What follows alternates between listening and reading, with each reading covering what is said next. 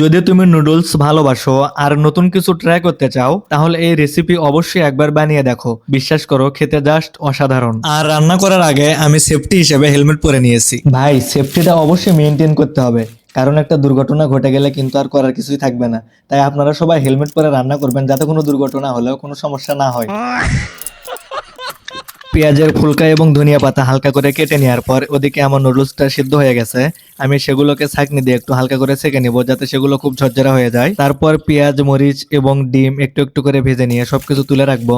তারপর নুডলস এবং পেঁয়াজ মরিচ একসঙ্গে দিয়ে হালকা করে ভেজে নিব। এখন এর সাথে যোগ করা হলো হালকা কিছু মশলা, কারণ পেঁয়াজের ফুলকাগুলো যে টেস্ট, এর সাথে আর কিছুর দরকারই পড়ে না। একটা কড়াইয়ে এভাবে সবকিছু অনেকক্ষণ ধরে মিক্স করতে হবে, যাতে সমস্ত মশলা, পেঁয়াজের ফুলকাগুলো এবং ধনিয়া পাতাগুলো সবকিছু একসঙ্গে মিক্স হতে পারে। এভাবে আস্তে আস্তে করে মিক্স করতে হবে, তাছাড়া কিন্তু আসল টেস্টটা আসবে না।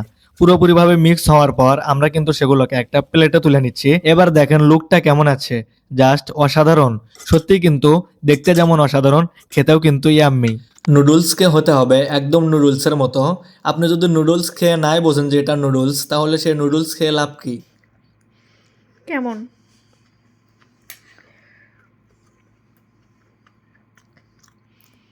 অসাধারণ।